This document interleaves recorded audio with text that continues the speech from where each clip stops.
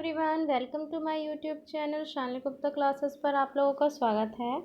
हमने पिछली वीडियो में क्लास 9th की हिस्ट्री स्टार्ट कर दी थी, जिस चैप्टर का नाम था द फ्रेंच रेवोल्यूशन। हमने इसमें डिस्कस किया था कि फ्रेंच रेवोल्यूशन किस तरह से हमारी वर्ल्ड हिस्ट्री के अंदर सबसे इम्पॉर्टेंट रोल प्ले करता है। और हमने 14 जुलाई 1789 के बारे में जाना था कि इस दिन क्या हुआ था इस दिन, जो कि इस दिन को हम फ्रेंच रेवोल्यूशन डे के नाम से, फ्रेंच नेशनल डे के नाम से जानते हैं। और जुलाई 1789 की में हमने फ्रांस के जो लोग थे और वहाँ के जो किंग लुइस, इनके अगेंस्ट जो लोगों ने किया था, इन सब के बारे में हमने जाना था। और बास्टिल के बारे में जाना था, प्रिजन में जिसमें क्रिमिनल्स को रखा जाता था, बुलेट्स को रखा जाता था, इन सब के बारे में हमने डिस्कस किया था। हमने इंट्रो पढ़ा था कि फिर उसके बाद हमने डिस्कस किया था कि हम आगे चैप्टर में कौन कौन से टॉपिक्स हम कवर करेंगे। ओके, तो आइए अब हम स्टार्ट करते हैं। अब नेक्स्ट टॉपिक स्टार्ट करने से पहले हम लोग छोटा सा इंट्रो और पढ़ समझ लेते हैं, डिस्कस करते हैं कि हमने बात की थी कि हिस्ट्री हमारे लिए कैसे यूज़फुल है, कि किस तरह से इम्पोर्टेंट रोल वो प्ले करता है हमारी वर्ल्ड हिस्ट्री के अंदर। और हमने डिस्कस किया था कि फ्रेंच नेशनल डे के बारे में, 14 जुलाई 1789 जो फ्रेंच नेशनल डे के नाम से जो जाना जाता है, उसके बारे में डिस्कस किया था। और हमने ये भी डिस्कस किया था आगे हम चैप्टर में कौन कौन से टॉपिक कवर करने वाले हैं, इस चैप्टर को बहुत अच्छे से स्टडी करने के लिए। और थोड़ा सा हम French society in 18th century के बारे में पढ़ने से पहले कुछ डिस्कस करते हैं। कुछ रीजंस हैं बहुत ही इंपॉर्टेंट है जो हमें जानना बहुत ज़रूरी है। कुछ 5 पॉइंट्स हैं। जब भी बात अगर हम फ्रेंच सोसाइटी की आती है, इसकी करते हैं हम, तो इन 5 पॉइंट्स के बारे में जानना हमारे लिए बहुत ही ज़्यादा इंपॉर्टेंट हो जाता है। 5 पॉइंट्स कौन कौन से हैं, आइए डिस्कस करते हैं। फर्स्ट पॉइंट है लुइस 16, ये जो किंग लुइस 16 रूल था, इसमें हम जानेंगे कि किंग लुइस पूरे फ्रांस पर किस तरीके से राज करते थे। सेकंड पॉइंट है अ सोसाइटी ऑफ एस्टेट्स, कि इसमें हमें ये पता चलेगा कि फ्रेंच सोसाइटी किन किन कैटेगरीज में डिवाइडेड थी और इन कैटेगरीज के लोगों के पास कौन कौन से राइट्स थे। Third point struggle to survive, इसमें हम जानेंगे कि किंग लुइस 16 रूल की वजह से कैसे फ्रांस के लोगों का जीना बहुत ही ज़्यादा मुश्किल, बहुत ज़्यादा दुभर हो गया था, बहुत डिफ़िकल्ट हो गया था। Fourth point the rise of middle class, जो हमें बताएगा कि मिडिल क्लास के लोगों ने फ्रेंच सोसाइटी के लिए फ़ाइट करना क्यों स्टार्ट कर दिया। Fifth point contribution of philosophers के बारे में जानेंगे हम, कि इसमें हम बहुत ही इंटरेस्टिंग 3 फिलोसफर्स के बारे में जानेंगे, इनकी स्टडी करेंगे और उनकी लिखी गई जो 3 बुक्स हैं उनके बारे में भी हम डिस्कस करेंगे। तो आइए हम इस टॉपिक को स्टार्ट करते हैं। तो लेट्स स्टार्ट। दोस्तों, 13th सेंचुरी से ही जो बर्बन फैमिली थी, बर्बन फैमिली फ्रांस पे राज करती आ रही थी 13th सेंचुरी से ही। 1774 में भी बर्बर फैमिली का ही राज था और इस समय फ्रांस का किंग था लुइस 16। लुइस 16 ने 20 इयर्स की एज में ही किंगडम ऑफ फ्रांस को संभालना उन्होंने स्टार्ट कर दिया था। और लुइस 16 की वाइफ, जो कि फ्रांस की प्रिंसेस भी थी, उनका नाम था मैरी एंटोइनेट। और जो मैरी एंटोइनेट पूरे फ्रांस में अपने हेयर स्टाइल के लिए बहुत ही ज़्यादा फेमस थी। और दिन भर फ्रांस के जो लोग थे वो इंतज़ार करते थे कि वो मैरी एंटोइनेट का हेयर स्टाइल देख सके। अब कभी कभी तो प्रिंसेस का हेयर स्टाइल 4 फीट लॉन्ग होता था। जानते हैं दोस्तों कि जब किंग लुइस 16 ने फ्रांस को संभालना शुरू किया तब फ्रांस में फाइनेंशियल क्राइसिस की सिचुएशन बहुत ज़्यादा बढ़ गई थी। उस टाइम में जब लुइस 16 राजा बने तो उस टाइम फ्रांस में बहुत ज़्यादा क्या हुआ कि पैसों की कमी होने लग गई थी। और उस समय फ्रांस की जो करेंसी थी वो लीवरे थी। अब बात आती है कि आखिर लीवरे की इतनी कमी क्यों होने लगी थी। इसके 4 रीजंस हैं, आइए उसको डिस्कस करते हैं। फर्स्ट रीज़न है wasted money on past wars, यानी कि पास्ट में फ्रांस ने पास्ट में जितने भी वॉर्स हुए उसमें उन्होंने बहुत ही ज़्यादा पैसा खर्च किया, जैसे कि ब्रिटेन वॉर में।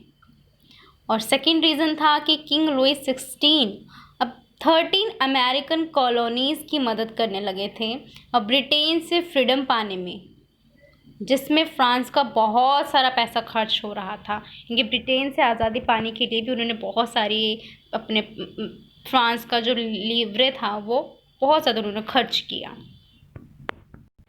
Third reason, Kings court at Versailles को मेंटेन करने में भी बहुत सारा पैसा जा रहा था। इसमें भी वर्साइल ये एक फ्रांस के सिटी का नाम है। ओके, अब 17th सेंचुरी में किंग लुइस 16 के लिए वर्साइल में एक पैलेस बनाया गया और इसलिए हम कहते हैं कि पैलेस ऑफ वर्साइल।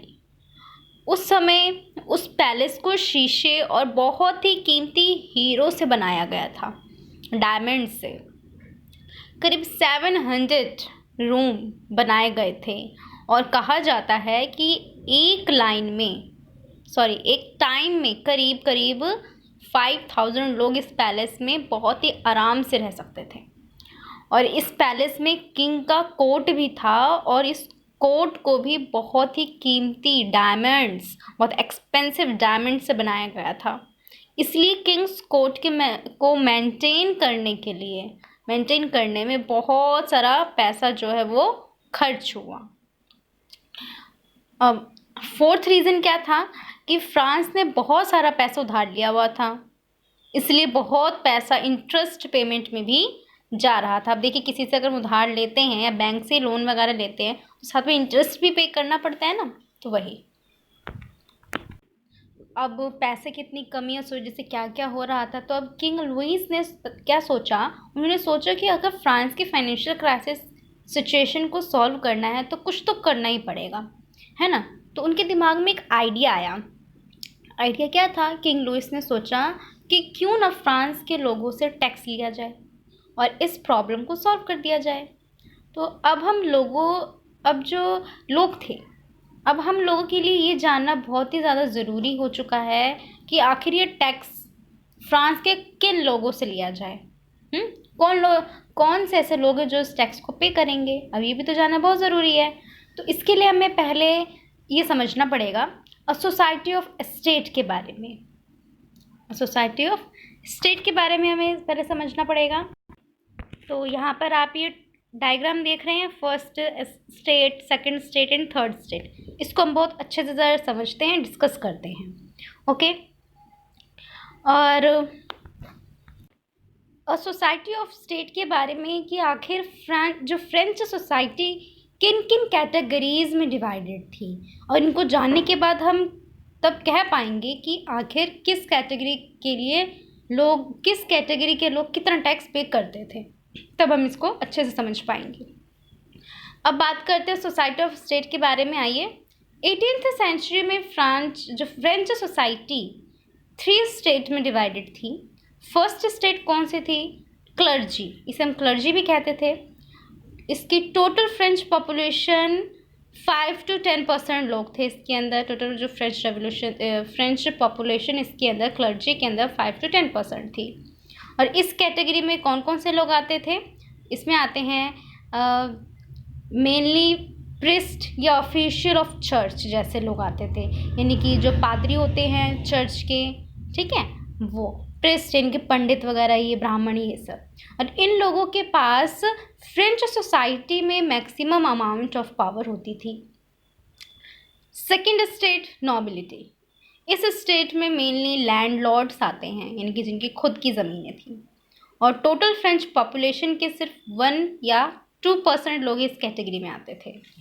अब अगर हम थर्ड स्टेट की बात करते हैं तो इसमें क्या आ जाते हैं, पीजेंटली, ठीक है, पीजेंट्री। ये बहुत ही ज़्यादा इम्पॉर्टेंट है, इट इज़ वेरी इंपॉर्टेंट। इसको हम बहुत अच्छे से हमें समझना होगा, क्योंकि 90% फ्रेंच पॉपुलेशन इस कैटेगरी में आते थे। और इस कैटेगरी में peasants, landless labours, merchants, lawyers या फिर बिग बिजनेसमैन जैसे लोग आते थे।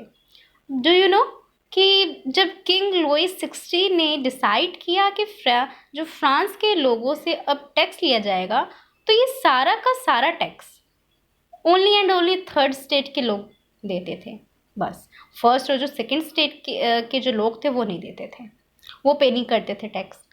अब सोच के देखिए आप लोग, जो लोग ऑलरेडी पुअर हैं उनसे ही सारा टैक्स लिया जाता था।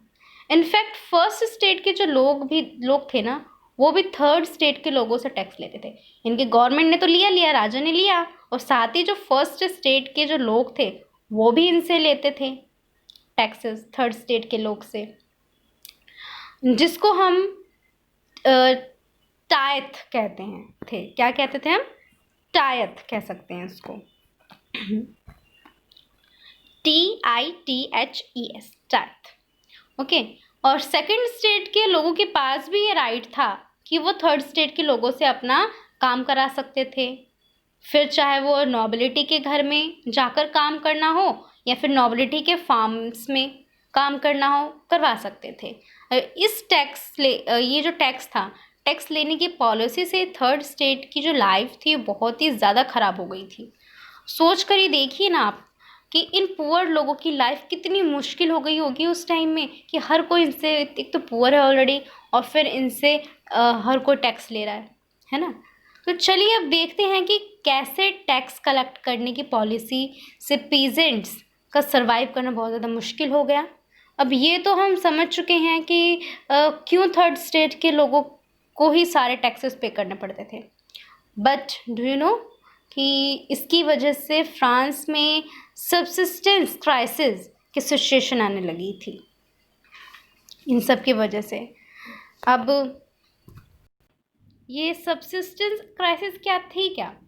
सबसिस्टेंस क्राइसिस की सिचुएशन में लोगों को फूड शॉर्टेज और लाइफ की बेसिक जो नेसेसिटीज़ थी उनकी कमी होने लग गई थी। ये था subsistence crisis.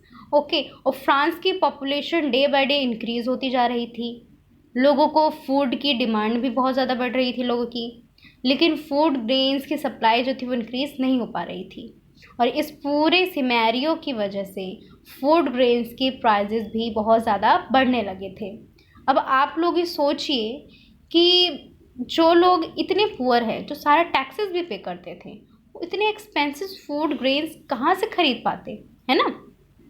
In fact third state के जो लोगों के लिए ब्रेड खरीदना भी बहुत ज़्यादा मुश्किल हो रहा था। और इस सिचुएशन में बदलाव लाने के लिए मिडिल क्लास ने आगे आना फिर स्टार्ट किया। इनकी the rise of middle class, जो मिडिल क्लास फैमिलीज थी वो आगे आना शुरू हुई, उन्होंने आवाज़ उठाना शुरू किया।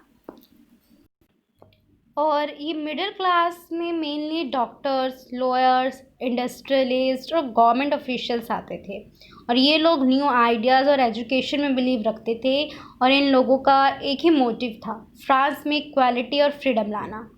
अब आप सबको ये जानकर बहुत ज़्यादा हैरानी होगी कि फ्रेंच रिवॉल्यूशन के आइडिया को सक्सेसफुल बनाने में फ़िलासफ़र का बहुत ही मेजर रोल रहा है। अब ऐसे ही 3 फ़िलासफ़र्स हैं जिन्हें हम कभी भूल नहीं सकते। तो आइए ज़रा उन फ़िलासफ़र्स के बारे में, उनके बुक्स के बारे में हम डिस्कस करते हैं।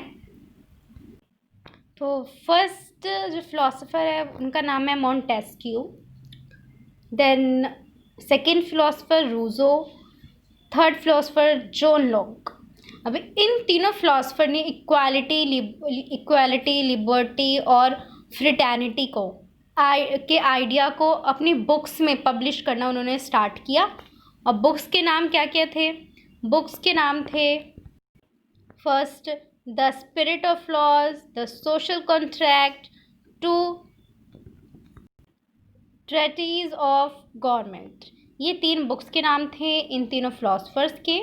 अब इन तीनों बुक्स की मदद से फ्रांस के लोगों ने इक्वालिटी के आइडियाज़ को आपस में डिस्कस करना फिर स्टार्ट किया, ये बुक्स पढ़कर। और इन बुक्स की वजह से ही फ्रांस के लोगों में हिम्मत आने लगी थी कि वो अपने राइट्स के लिए फ़ाइट कर सकते थे। और तो अब हम जान चुके हैं कि फ्रेंच रिवॉल्यूशन क्यों शुरू हुआ। आई होप कि आप लोग को ये समझ में आया होगा। अब हम नेक्स्ट वीडियो में हम डिस्कस करेंगे the outbreak of French revolution के बारे में, जिसमें हम कॉन्स्टिट्यूशन ऑफ मोनार्की को डिस्कस करेंगे। अगर आप लोगों को हमारी वीडियो अच्छी लगी तो लाइक, शेयर, कमेंट, सब्सक्राइब ज़रूर करें। अब हम नेक्स्ट वीडियो मिलेंगे नेक्स्ट टॉपिक के साथ। Bye bye everyone.